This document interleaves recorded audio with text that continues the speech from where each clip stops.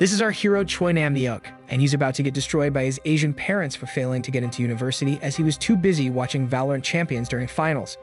And so he instantly begs for forgiveness, but we all know Asian parents, especially in anime, are ruthless, and our boy better rename himself to some Ting Wong. Regardless, right before he's able to receive the short end of the stick, his life flashes before him as his dad goes Super Saiyan, ready to send Choi to another dimension.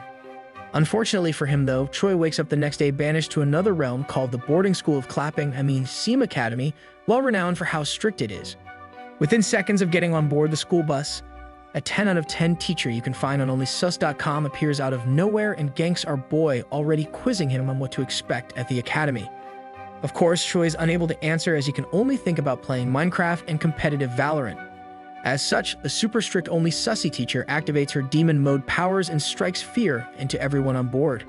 She then repeats herself out loud, claiming that at the academy, any type of dating is not allowed, and if they somehow find you containing signs of having a crush, then you will be left to fend for yourself at an isolated island. Nevertheless, as the teacher continues to berate other students, Choi ends up noticing the sea begin to surround him from all directions. And so he begins to panic as our boy didn't realize this academy was the real deal, taking place at a totally remote island to make sure no one can escape. Upon finally arriving at the academy, our boy is quick to run into your typical anime girl with proportions larger than American Wendy's meal sizes, and let's just say Choi was fully enamored by her pyramids of Giza. This causes Choi to blush, and we can already see that he's channeling his inner sussy Baker, probably busy thinking about what he's going to do tonight while hiding in his bed. However, as he's busy stuck in the sussy dream dimension, a few of his peers yell out to watch out as a soccer ball is seen barreling towards his way. He then snaps back to reality, realizing that this could be his chance to be seen as a Chad, as he's a Manchester United fan, ready to trap the ball in front of all the girls. As such, he quickly drops his bag and heads into action, busy thinking about all the girls ready to fawn over him once he successfully traps the ball in such a graceful way. Unfortunately for him, just as he was about to do show off, he slips last second and bro experiences the #1 pain you could ever have as a dude. In an instant, all boys grab their precious Dorito chalupas in unison, looking absolutely distraught as we all know how bad it feels to get your spicy chicken tenders destroyed by a third party. So in the end, our hero falls to the ground with his mighty battering ram in retreat, whilst his crush looks on thinking that bro is such a clown. However, as none of the boys in vicinity can move due to them all feeling the weight of our boy's pain, another girl appears to become his hero. Nonetheless, the girl can't understand why all the boys were writing in pain, so she volunteers to help send our simp to the healing office. Of course, our boy can't help himself but be embarrassed, but he's super thankful that another goddess has appeared before him, eager to help out his rookie become a behemoth once again. Upon arriving at their destination, the two get surprised ganked by a scene so sussy that his rookie gets healed instantly, as they can't fathom what they are seeing. It then turns out that the two have caught a student and teacher fueling the sussy Fire Nation, as the male student kept on attacking the sealed gates of the teacher in front of him. Anyways, his bro kept blatantly staring at the entire ordeal. The girl who brought him here blurts out that she's so jealous of the two, causing our boy to start staring at her, instead totally confused at how someone can rice cake smash in broad daylight, especially spearheaded by a teacher. The girl then pipes up, claiming that this isn't her first time walking into something like this, so she isn't surprised, rather she's always amazed to see who ends up with who. She then continues to explain that while it is absolutely prohibited to even think about dating, you just have to get good and not get caught. Regardless, after watching for what seemed like an eternity, the teacher ends up activating her ultimate sussy jutsu to make sure her prey explodes within the next few moments. Unfortunately, or should I say fortunately for our boy, the girl notices that Choi's banana tree plantation has been expanding to its maximum capacity. Eventually, she freaks out and calls him out, super worried that something might be wrong with his banana tree, as she's not yet fully aware of a man's powers. She then yells at him and orders him to remove his diamond-plated armor pants right this instant, looking like she's ready to heal whatever is needed. The girl then drops to her knees like an angel, alerting our boy to not worry if something has gone awry, as she knows basic healing skills, since she's actually a po-po preparation student. Nevertheless, our boy continually resists her seemingly innocent advances by attempting to let her know that she's got everything totally mixed up, and that his little rookie is totally fine. However, the girl insists that his life is in danger if he does not follow what she says, so she tries her hardest to mine his diamond pants right off the owner. But then the turntables turn quickly, as the two end up accidentally falling into the room where rice cake smashing was taking place, all because the girl was busy wanting to be a guardian angel. This causes Choi to fall flat on the floor with his own banana tree uncovered with the girl right in front of the soil. Meanwhile, both the student and teacher inside end up freezing together, totally in disbelief. Our boy then hurriedly re-equips his diamond-plated pants, embarrassingly yelling back at the girl that it was just a misunderstanding, but both women in the room take a quick moment and marvel at his banana tree plantation before he was able to seal it up. Moments later, after everyone is back to their non-sussy selves, the boy busy rice cake smashing earlier ends up frustratedly asking what the heck these two are doing here, and I don't even blame him for being upset. As soon as the heated bro finishes his question, the girl that brought Choi to the area quickly exits the room and waves goodbye, making an excuse that there's people waiting on her. Choi is then left to fend for himself in front of two mega sussy backus on his very first day at the academy, so he tries to explain his situation, but who could really believe him? As such, the rice cake smasher bro sighs and actually face palms, unable to believe that his ultimate finishing move got interrupted by some weeb-looking newcomer. Regardless, the two boys decide to leave the room together, but as Choi leaves, a teacher makes a sussy face and tells our boy to make sure to come back whenever his rookie ever gets hurt again. Now we all know what she's trying to imply, especially in the context of very culture and action-packed anime. So bro is like, of course I will come back. Anyways, with the two boys leaving at the same time, Choi actually tries to befriend him after promising not to spill the beans, but the Chad just shrugs him off and continues on his way. We then fast forward to almost at the end of the day, where Choi finally gets to figure out his living arrangements and to see his first ever dorm experience. Upon finally making his way to the correct room, he happily opens the door, only to be unexpectedly greeted by another roommate. In an instant, Choi's smile is wiped away as he realizes that his roommate is the Chad from before, who's also not entirely excited that the new guy is the same dude that interrupted his seeds from flowering. Regardless, with the two stuck together for at least a year, they try to look past what happened today and end up introducing each other formally, where we find out our boy is actually 23 years old. Now, if you ask me personally, there's no way these guys look their age, but nonetheless, the first thing Choi asks is if his roommate Kim is dating the health teacher. Kim then replies by claiming that no one in their right mind should be dating a teacher when there's a bunch of girls their age in their prime.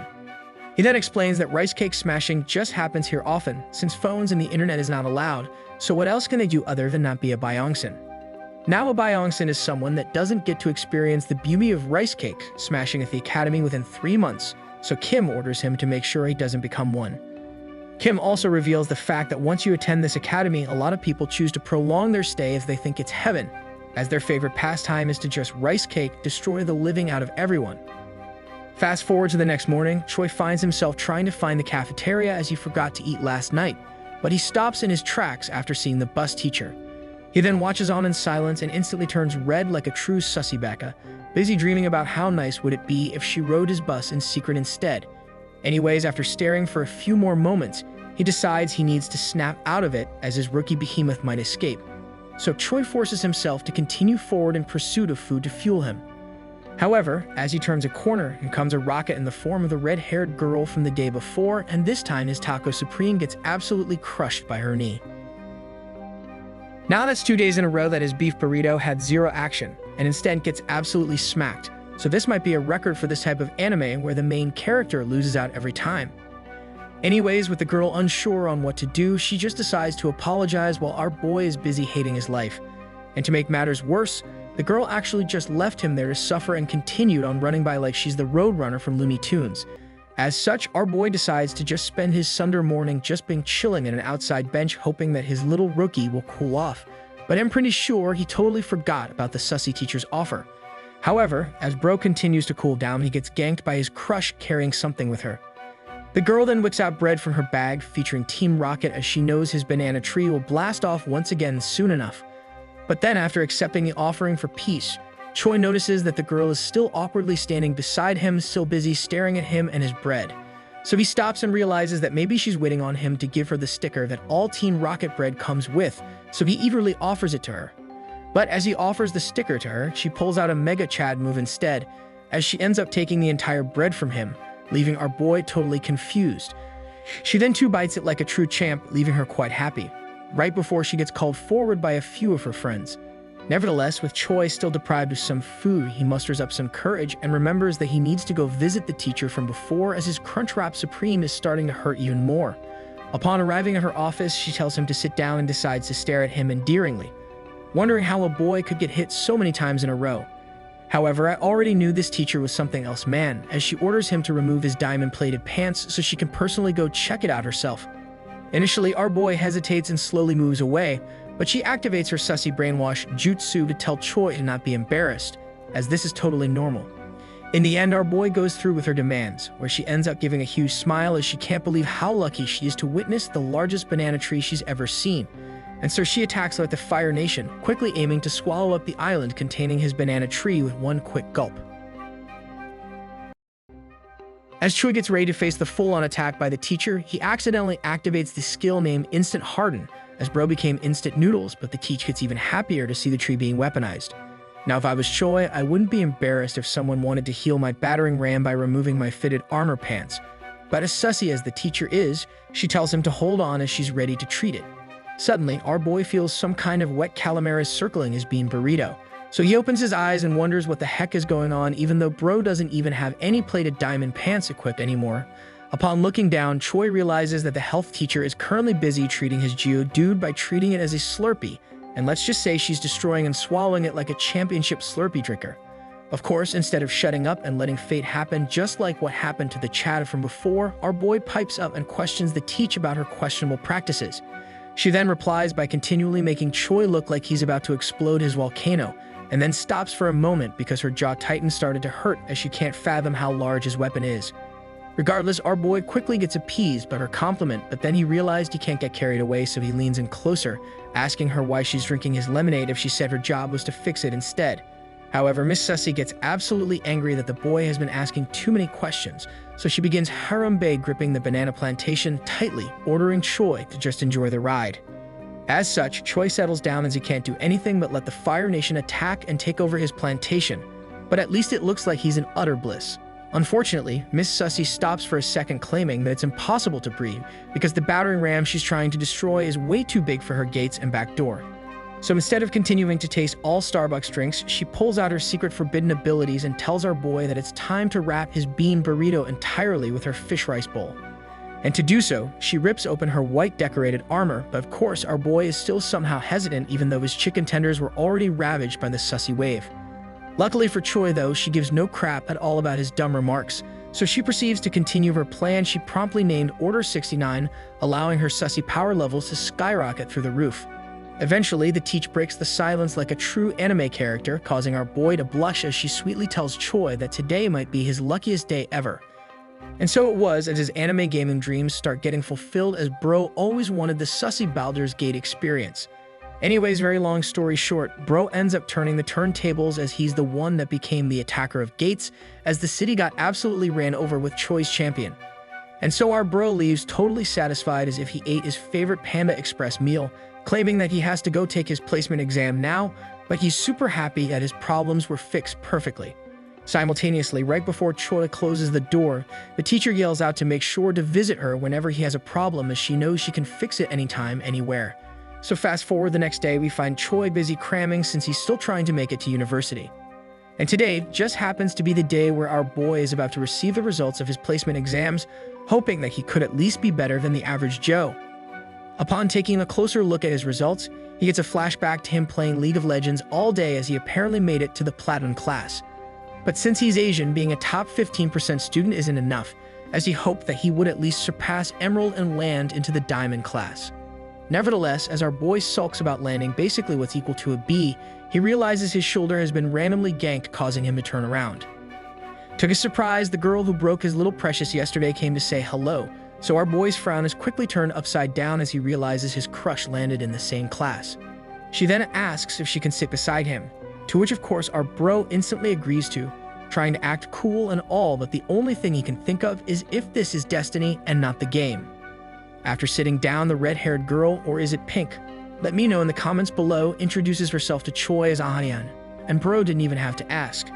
Our boy then crosses his arms and introduces himself, still stunned at the fact that in this school the girls keep talking to him, while in his old school every girl ignored him. Anyways, soy boy Choi randomly comments about how she must be so popular, and that she probably has a lot of male friends.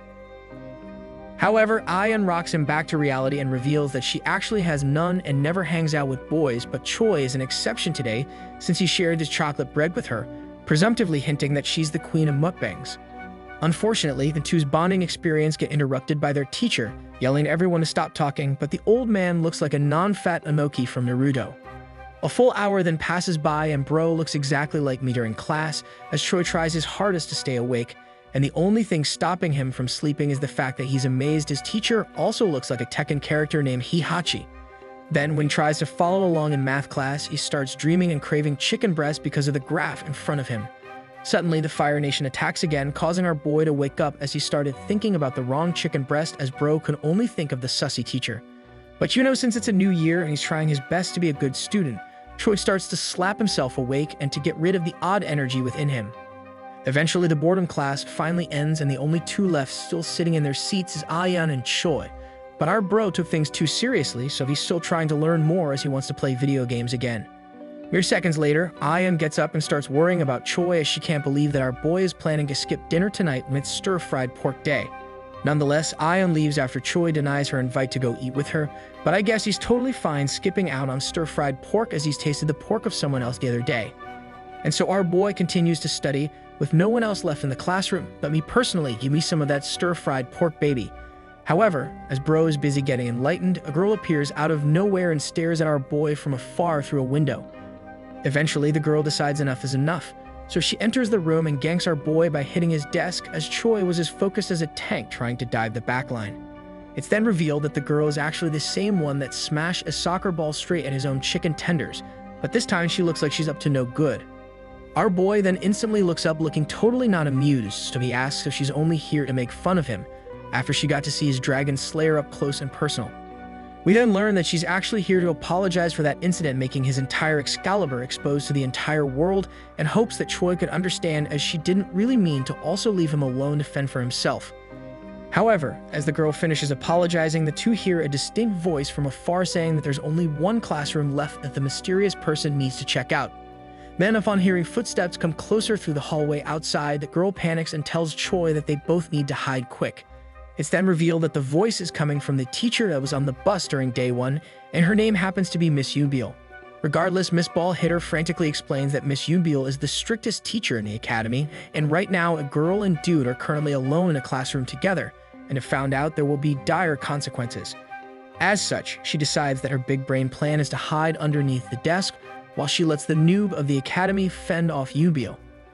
Luckily for these two, she makes it right in time as Miss Yunbil appears to check in on the room, and the teacher already looks passive-aggressive. Within seconds, the teacher stares Choi down and makes a weird face, asking him what the heck he's doing all alone here when it's almost time for roll call. Choi is then quick to reply while profusely sweating like he's about to clutch up the biggest round of his life, making an excuse that he just wants to study as he couldn't focus earlier today. Unfortunately, Miss Yunbil stays quiet and proceeds to close the gap between her and the student, looking a little bit scary as she does so. At this point, bro's heart begins to pound faster than when it's overtime and it's match point as she's getting to the desk. Suddenly, just as he thought he was about to get kicked out of the school, a wholesome moment appears out of nowhere as she decides to pat her boy on the head, commending him for actually studying. She then continues to compliment him, while the viewers get to see a nice quick preview of what's hopefully about to come in the future, as girl slays with the skirt. Regardless, Miss Yunbil shows her nice side and reveals the fact that she's the one that actually graded his entrance exam and was happy that he did quite well since their exams are more difficult than normal.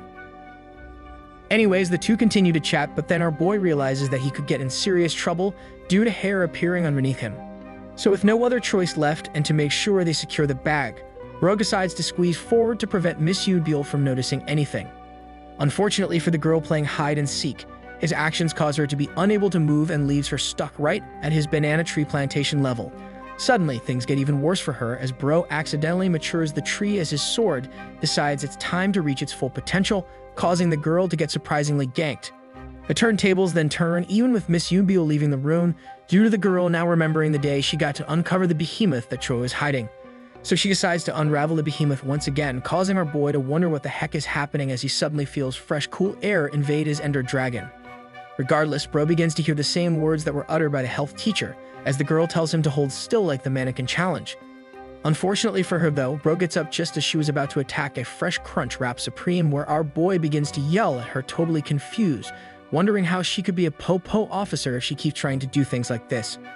The girl is then left speechless, just like me, as I can't figure out why bro keeps letting girls do the same thing over and over, then proceed to back out like a total wimp. As such, the girl gets up as well, frantically apologizing, and tries to blame it on her estrogen levels being way too high this week, as she apparently craved some vitamin D. Shortly after mumbling her apology exactly like her idol Kendrick Lamar, she proceeds to hurriedly leave the room and tells our boy she will never show up in front of him again. But you know what, guys, our boy has to be a sussy backa after all, so he yells out that he's sorry too and tries his best to stop her from leaving. Of course, after Choi sincerely apologizes about making fun of her dream, the girl ends up looking like she's fallen in love, but maybe it's just the sussy taking over. Nevertheless, the two end up clearing all the bad blood between one another, as both happens to be massive Taylor Swift fans. But they also end up finally introducing their names to each other. After formally introducing themselves to each other, it's revealed that the girl's name is Yang Jae-hee, and Choi finally finds out that it was her who smashed the soccer ball straight into him. Regardless, our boy gets a little bit frustrated upon finding out, but ends up thinking that not only is this girl smashing like Madison Beer, but she also plays sports. Suddenly, things go quiet as the two end up running out of things to talk about, so our bro decides to make a joke and goes, "I'm pretty huge, right?"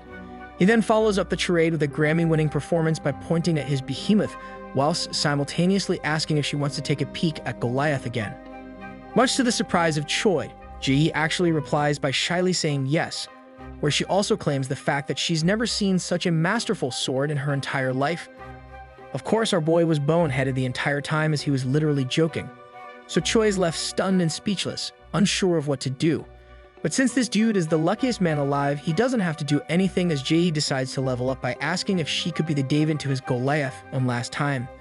This time, bro is still left shocked at what's unraveling. So he sheepishly asks if she's actually not joking, to which she replies that she's absolutely serious.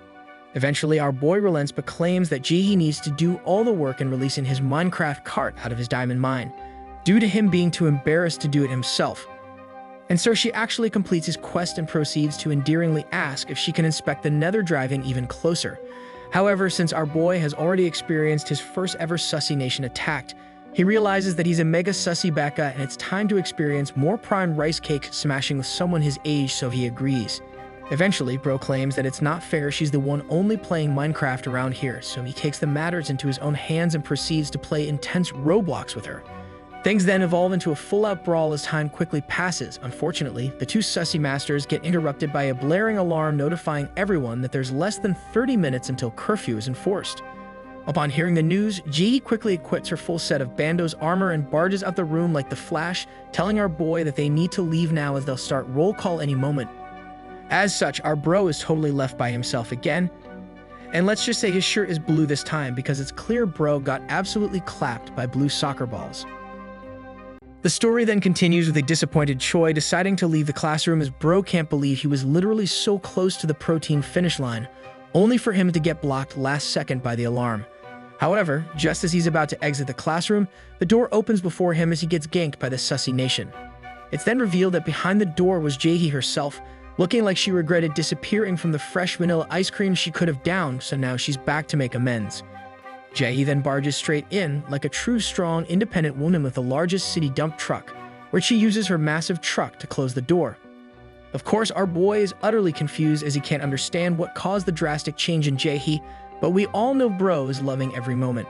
Now with Jae absolutely smitten by his vanilla ice cream, she quickly urges Choi to get ready to send his train ramming through the narrow train tracks of the township of Jae-hee, as they only have 15 minutes before the teachers appear. And so the two quickly close the gap between each other faster than a fully ulted neon running it down the site, where they begin to commence romantic attacks.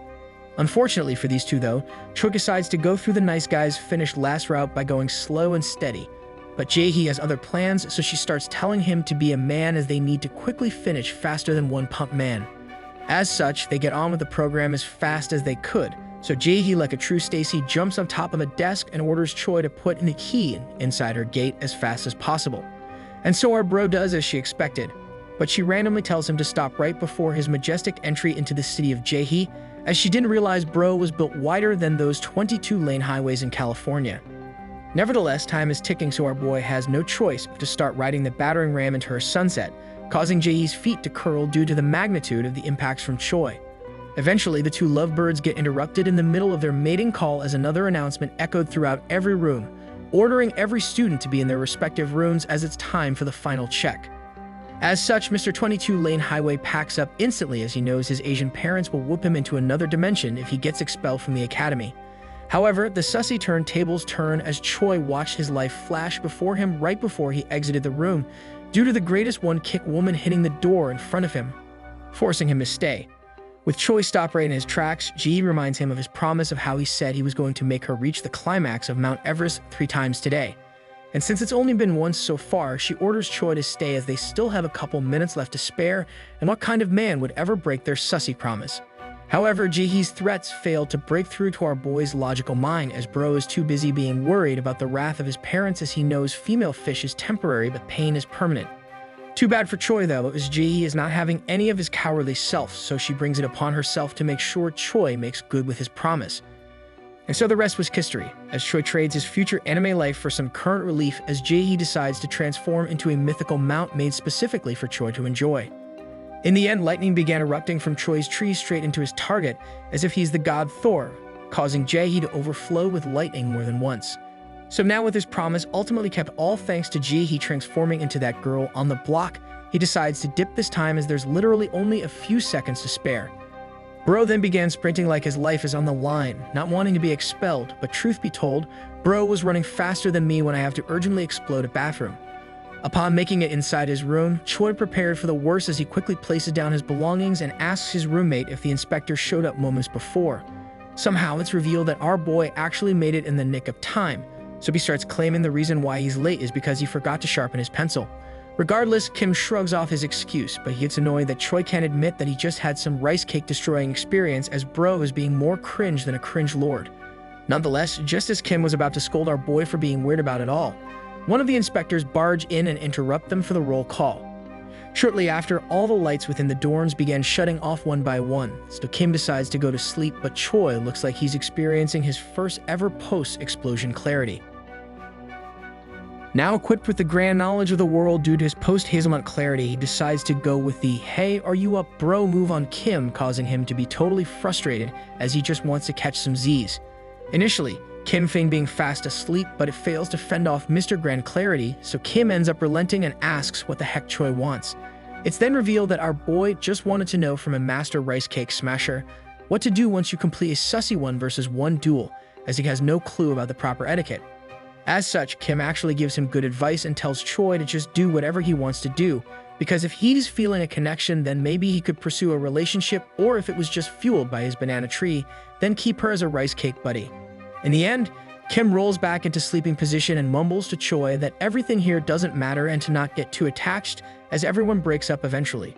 So with Kim now asleep again, Choi begins to recall what happened today when the Sussy Nation attacked, but he gets stumped about the fact that Ji asked him if he likes her, leaving him confused about girls. Nevertheless, Choi finally falls asleep, but the first thing he dreams about is having rice cake duels. Surprisingly though, it's not with Jaehee. Instead of having a 1-versus-1 duel with Jaehee, his dream is about his first encounter with a health teacher, where Bro is absolutely building some Lego blocks. However, his dream quickly turns into a nightmare as the strictest teacher ganks them from the middle jungle bush, where she instantly expels him and banishes him back to normal life. With our boy now expelled, he begins being traumatized by the thought of some Ting Wong coming back empty-handed to his parents, where he knows his life will now be forfeit. Then, just as he was about to get reincarnated in his dream by the legendary Recap-Kun, he snaps back to reality and wakes up with some sweat. Somehow his bed is perfectly made. Choi then comes to the realization that he just slept in harder than Snorlax, so he grabs all his things and hurries to his class, knowing that he will be in deep trouble if he misses even 1 minute. Luckily for our boy though, he makes it into class, and just as he expected, one guy is already dozing off and there is still 2 seats open at the back, so there's some space for him still. Upon sitting down, Ro instantly does what every boy would do, and that would be to search for his crush in class, so he spots Aya in the front. Suddenly, just as he was about to continue staring at the Crimson Beauty, the class door swings open and in comes the feared Miss Yubiel. Although today she looks like she's packing more than the usual. Regardless, as she continues her catwalk to the front of the classroom, all of Choi's classmates begin quaking in their boots as Miss Yubiel was not supposed to be their teacher. The Platinum class then began to erupt with questions, wondering why Miss Yubiel has taken over the class. So she explains that the previous teacher got pregnant, so now she's taking over forever. With the reveal that Yubiel is now the head of the Plat class, things take an unexpected turn as everyone erupted in cheering instead, And I would be too, since Yunbyo might as well be English for the best eye candy. Nonetheless, now confused with the sudden turn of events, Choi asks the nearest bro why everyone started cheering as they were all busy being scared literally moments before. It then turns out that the reason why everyone is going crazy is because Yunbyo is a very famous lecturer. So famous, in fact, that people tried to pay her billions to give private lessons to their kids, but she declined and chose Seam Academy instead. Now I wonder what made her worth billions, since I know for a fact those private lessons involved more than studying, if you know what I mean. Anyways, fast forward to halfway in the class, Choi is surprisingly still awake, where he's also found totally awestruck as he can't believe he's clearly understanding everything he used to find quite confusing before. And for the first time ever, as if this was all a dream, Choi actually got motivated to study for an upcoming exam as everything is flowing into his head like it's some kind of mind-breeding technique. Eventually, Choi finishes the class, so he quickly heads home as bro is exactly like me. One class is all it takes before I'm out, so he goes for lunch instead. However, as he mindlessly makes his way through the school hallways to make it to the cafeteria, he starts thinking that he's hallucinating as he keeps seeing Jae-hee in front of him. Eventually, he realizes that it is actually Jae-hee in front of him, and it's not just his sussy self overtaking his mind today. So bro gets jolted awake, totally surprised. He then frantically starts looking around as if he's super scared that his teammates left him as the last one alive, having to clutch the last round. After making sure it's clear and that no one is nearby to hear him, Choi ends up leaning close to Jae-hee and instantly blushes when he whispers and asks if it's awkward they ding-dong, smash, and ran yesterday. Much to his surprise, Jae-hee responds by saying she doesn't think it's awkward at all, and there's no need to be unless he wants to keep being weird like this. Now riled up by his weirdo response, Jae-hee squeezes together her best pair of lemons as hard as she can, whilst also telling him that they both played Donkey Kong last night since they both like each other. Regardless, after hearing Jae-hee mention the word like again, bro gets sent to the confused dimension, as he still has no idea what the heck she means since he just liked using his attack helicopter. Then at the same time as Jae-hee is busy making her advance, Ion shows up out of nowhere eager to call him by his name. Our boy then finds himself in dire danger without him even knowing, as he has now unexpectedly walked into the sights of two Burger Kings wanting his brand new sausage. The first Burger King then begins her strategic move as the menace Ion starts to display her double Whoppers, busy asking our boy if he wants to eat lunch together. But to make sure Ion does not get outdone by the spicy bacon Whopper in front of her, she straight up asks Jae-hee if she can borrow Choi, as she says she has something super important to talk to him about today, so she asks for permission. Jae-hee then sighs and decides to give up her control of Choi's property, as she doesn't want to expose the fact she gobbled up his 20-piece nuggets yesterday. As such, Ion whips out a piece of paper later revealed to be the school cafeteria calendar and points at a very important star explaining that today's lunch menu is special meatballs. Ion, knowing that the secret to a man's heart is food, makes the claim if he decides to leave now and join her, then he can get extra meatballs, as she's super close to the lunch lady. Now stuck between a hard rock and an even harder one, Choi quickly swings the corner to take a peek at Jae-hee to make sure she isn't mad, but he ends up agreeing to Ion's offer. Unfortunately for our boy, he made the rookie mistake of not having a third eye behind his head, so he accidentally makes the miscalculation of thinking Jae-hee is totally fine with him having platonic lunch with his crush. She then starts questioning him like a controlling girlfriend, asking him more than once if he's going to have lunch right now, but he fails to capitalize on her hints. As such, he looks towards the cafeteria and confirms with her that his plan is to get lunch right now, as he's actually really hungry and he needs that energy right now. However, instead of getting sent straight to the dumpster for failing to correctly answer trick questions more than once, he gets shoved like a rag doll towards the closest wall by Jae-hee. She then instantly activates her sussy jutsu and asks again if he's sure he wants to get meatballs, or would he rather have his spaghetti and meatballs be the star of her dish right now. But as Jae-hee attempts even more of a crazy drive on his golf ball, our boy begins to panic again as he can't believe she would try such a thing right in the middle of a hallway. Nonetheless, Jae backs off and sighs as she can't fathom bro would actually pick meatballs over her, so she starts calling him out for actually choosing meatballs. Suddenly, just as we thought it was over for our boy, Jae pulls over her own tank tops and disables clothing visibility in the settings menu, causing our boy to stare at some ripe watermelons. Now that Choi has finally gotten the obvious hint from Jae-hee, he begins to look around again and tells her he's down, but he just doesn't want to get caught. Luckily for him though, Jae pulls off her best Nguyen impersonation and goes, "Don't worry about that, I know a place."